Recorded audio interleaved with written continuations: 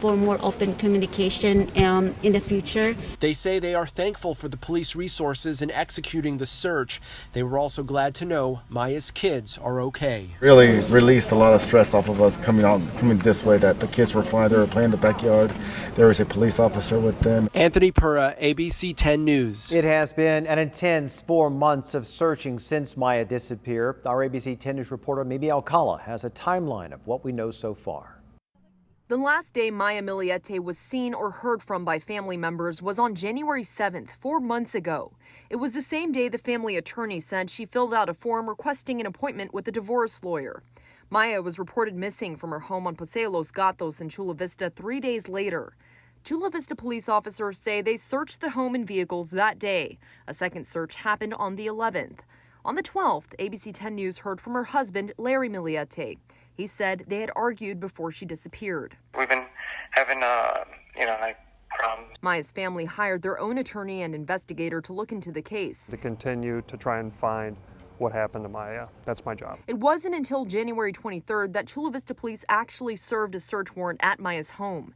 Then in early February, police said Larry retained a lawyer and was no longer cooperating. On February 5th, the family and police department held a joint press conference. Every week for months now, volunteers have searched multiple locations for Maya. On April 21st, Chula Vista police announced they partnered with the DA's office, the FBI, and NCIS for this investigation. Dear Maya. Family and friends celebrated Maya's 40th birthday at Fiesta Island on May 1st, praying for her safe return.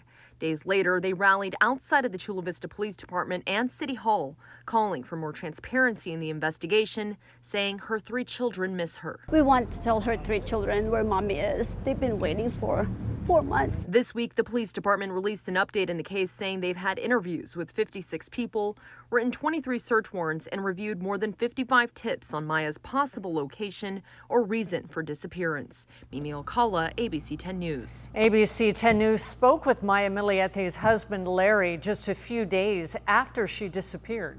I don't even know what day it is. That's how sleep deprived I am. So I can feel the effects, but basically I'm just mentally, emotionally, and physically drained. As Mimi mentioned, Larry eventually hired an attorney and stopped cooperating with police. Prior to that, though, he was talking. Now that, she missed our daughter's birthday, there's something keeping her from contacting us. So my sister-in-law is, I don't really try to think about that stuff because it's like mind-numbing, but I'm trying to stay positive. And you can listen to our interview with Larry Millete. It's available on 10news.com. Turning now to coronavirus, the county reported another 210 cases today, while our test positivity rate held steady at 1%. 2 more San Diegans lost their lives due to COVID, bringing that total to just over 3,700. Nationwide, authorities are using Mother's Day as a way to get more Americans vaccinated. The CDC director says that having her family vaccinated is the best Mother's Day gift she could ever receive. This comes as the FDA plans to authorize the Pfizer vaccine for teenagers 12 to 15 years old. The approval could come as early as next week. In the meantime, Pfizer is also pushing for full FDA approval for its COVID-19 vaccine. It's a signal that we have so much safety data now on millions and tens of millions of people that we can get the full authorization, the full approval. As vaccination efforts do continue, more states are looking to reopen. California, once a hotspot for the virus, plans to fully reopen by June 15th. The cyber attack disrupting Scripps Health continues nearly 1 week after it was discovered. The UT reports that other healthcare systems such as UCSD Health are stepping up to ease the load of patient care. Scripps has a team working around the clock to fix the issue, but as of now, there is no definite date or time when the system could be back online. In the days since the network outage was first detected, Scripps has only said that it was a malware attack that caused the issue.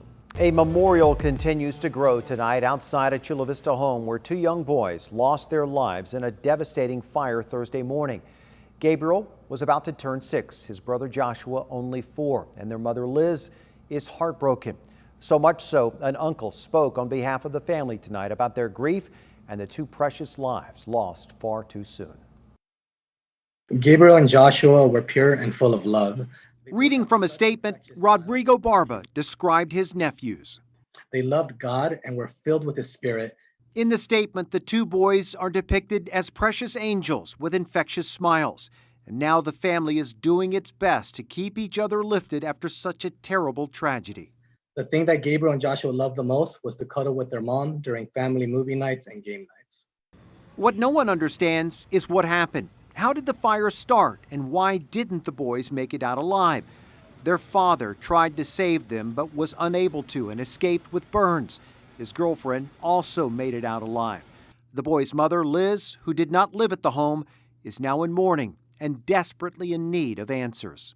Liz Barba wants and needs answers.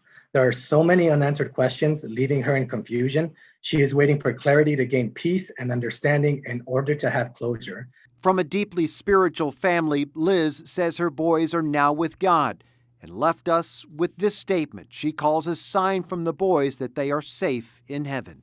As she was sitting outside with her mom, a hummingbird floated steadily in front of them. Shortly after, 2 baby hummingbirds joined. Confirmations like this is what's helping her get through this horrible storm.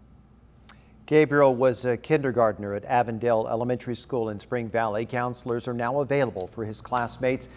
There is also a GoFundMe page to help the family with expenses. If you would like to help and donate, you can find a link to it on our website at 10news.com.